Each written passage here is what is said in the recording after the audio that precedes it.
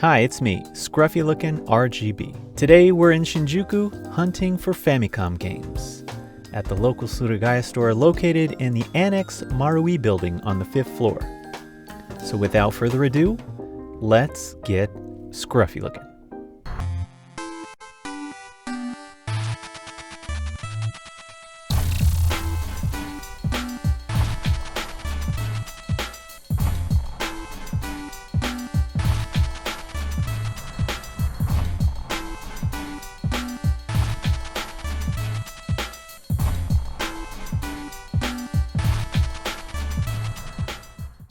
Alright, here we are into the display case of Famicom games. I want to specifically check out Famicom games in here.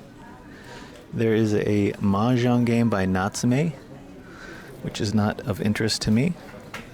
Chaos World, role-playing, 38,000 yen. In the box, there's some damage to the box. Space Hunter, action platformer I am not familiar with, 9,500 for that. And behind it is another one that is new to me, is Double Moon Densetsu, and it says it's an action game. 31,000. Never really heard of that game before. Looks like one I'd like to check out though. It's by Masaya, so it's probably a quality game, you would think. Wow, I can't believe Warman is so expensive, that Namco old box, for 29,000 yen. That's crazy. There's a FDS game back there called, what is that? Time Twist, and it's 9,800 yen. It's not an action platformer, but doesn't really describe what kind of game it is. Akumajo Densetsu, the third installment, 28,000. A couple of those. Pretty cool. They have Boku Dracula-chan, or whatever that game is, the young Dracula for the Famicom. And Adventures of Lolo Land 2, 9,900 loose. I don't come across that one very often. If you're a fan of Lolo, that might be a good one to pick up. There's 16,000 yen for that Dracula. What is it? Boku Dracula-kun. So it's in the box. And we have Hebereke, another, I think, less known. I don't think this came out in the States. Hebereke, it's an action platformer. It's 21,000 just for the card itself. It's another rare one by Sunsoft. Pretty cool. I think you have a choice between those 4 different characters in the game itself. Haven't played a whole lot of it, but it is an interesting Famicom game for sure. And here we got another role-playing Tak Road. Never heard of it. Has some cool artwork though. It's kind of a gargoyle type horse, dragon, 2-headed monster thing. We got Time Twist here. That was the one we just saw in the back. It says it's an adventure game. Was it called Time Twist? Time Questo. No, it is Time Twist. Rekshi no Watasumi something. 9,800. Famicom Disk System game I'm not familiar with.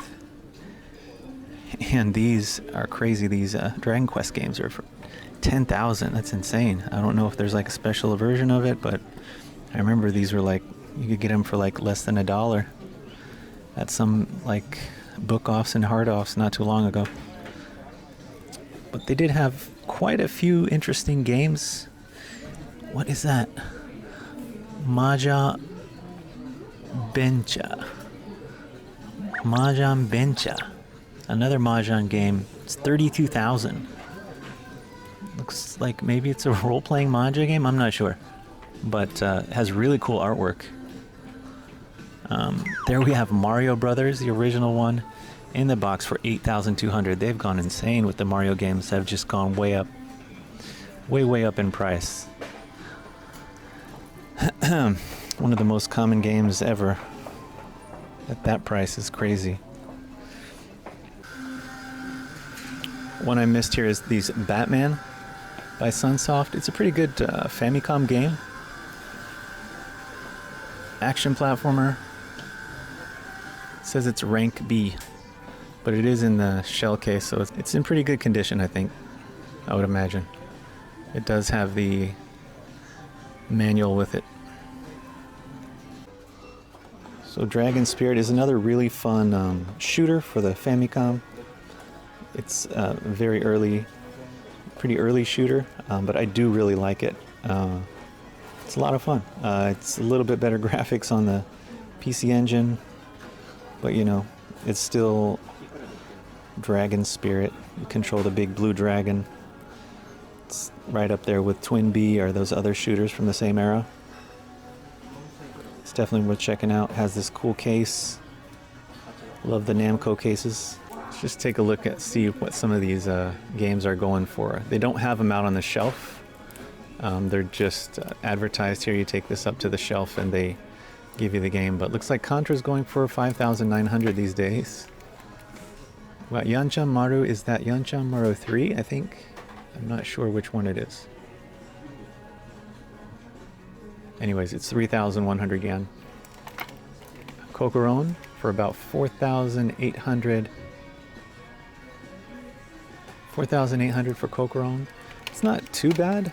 It's usually around the 4,000 mark, but for being here, I'm happy that it's not more expensive than that. Gradius 2, a really good one, 3,000. It's about what it goes for. This is kind of like a role-playing game, Kaguyaki Hime, 3,600. It's a weird Japanese one. I guess there's like interesting innuendo tucked away in that game, but I don't think it's one I'd like to explore. It's not very exciting. Galvan, wow, 8,800 for that game. It's an action game. I'm sure if I saw it being played, I'd know what it is, but it doesn't come to mind. It seems really steep though. Castle Excellent. We got Kiki Kai Kai, and it is probably just the disc. It just says disc cartridge for 3,000. That's pretty steep for that.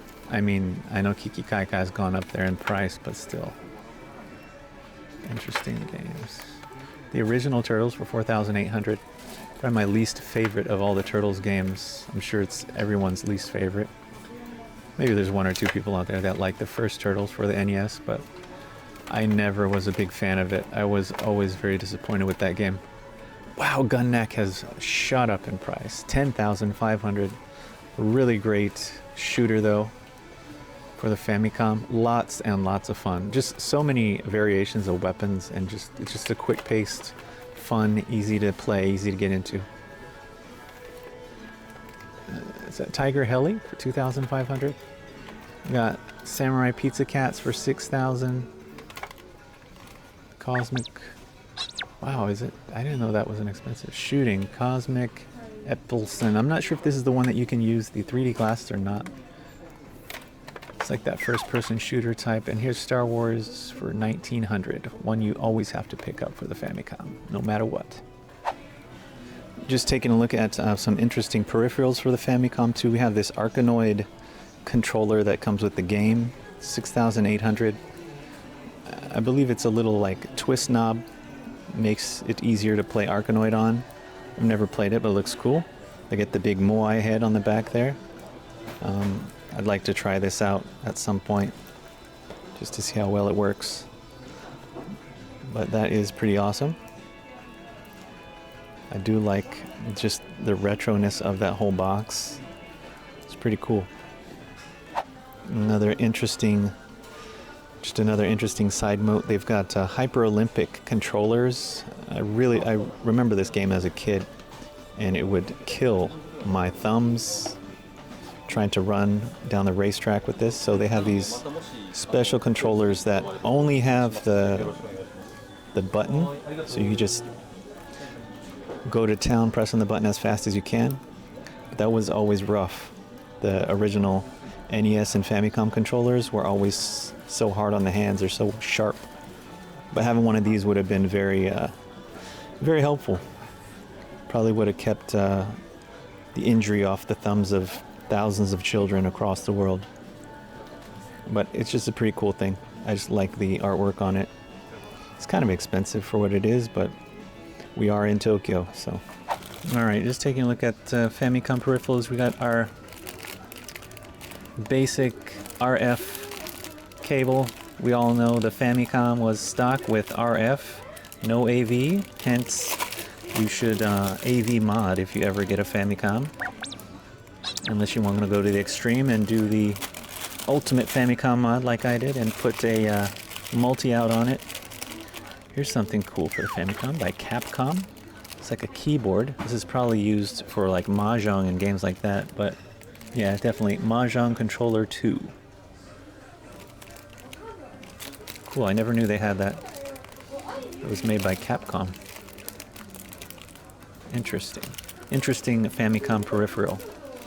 It's got an alphabet, select, start, kan, pon, chi, lich, long. Very, very interesting. Maybe one of these days I'll try some Mahjong. Probably not though. We got one of these little, I think this is for the Super Famicom, one of those mini games, Same game. Some software that goes with that. It has Bonk and, what's his name? Bomberman. The Super Famicom controller. I think this, yeah, here we got a interesting an ASCII 2 stick, L5. This is like a one-handed controller. It's got two buttons on the back there and start and select, so you can do everything with one hand. I might have to check into one of these at one point and just try playing. I wonder what game this was for. I'm not sure what game that would be for, but it might be cool trying out. I'd like to try it out at some point. They have Wild Gunman set with the gun and the Wild Gunman game. One thing that the Famicom had over the NES is the awesome revolver style, actual real looking gun instead of the zapper. Incredibly cool. Your spaghetti western scene, with your dudes ready to draw. It's definitely one sweet looking box. I'd like to pick that up at one point. They do have also some really nice Hori controllers here. They've got the joypad. Or is it the Joycard? The Turbo? It's probably one of my favorite controllers for the Famicom. It's pretty clean. It's not the cleanest, but it's really, really clean though. They've got the circular round Hori pad. Also the same kind of turbo controller basically, but it's gray and it has like little red buttons, which is kind of cool. It's one I don't see very much. It looks like it's advertised with the AV Famicom, so it has the same color scheme. There's an AV Famicom for about $12,000 though. Definitely going up in price. But it is the one to get if you're going to get a Famicom. It has AV out right away, and you don't have to worry about modding it. You can use your Super Famicom or your Super Nintendo multi-out for it. Alright, so we got the Joycard Mark II by Sansui. This one is a really cool controller that actually has a audio output jack. So you can listen to your Famicom without bothering your other family, which is pretty cool. Good idea. There is a volume, but it would be nice to have a little bit more control of the volume. Anyways, it's really good, very cool controller.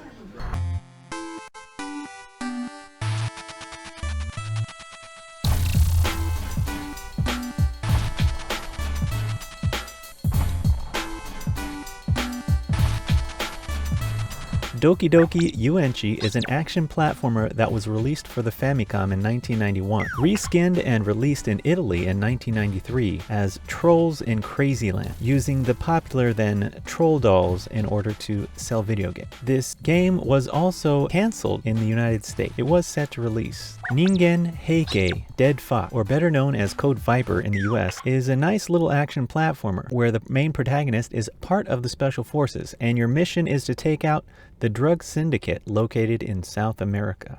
Dragon Fighter was released by Toa Chiki in Japan in 1990, but it's not unique to the Famicom, as it was also released for the NES, but not until 1992. Dragon Fighter is a good old nostalgic action platformer game. Your main protagonist can morph into a dragon, so how can you say no to a game like that? Let me know down in the comments what you thought about today's hunt for Famicom games. What are your favorite titles from today's hunt? Is there anything that you're looking to grab? Let me know about it down below. Big shout out to Scruffy Lookin RGB crew members. Your support is a humongous help. Thank you. And thanks to all of you who share my content with your friends and come and hang out during the premieres. Your support is very much appreciated. Hope you all are staying safe out wherever you may be. But remember, stay scruffy looking. Who's scruffy looking?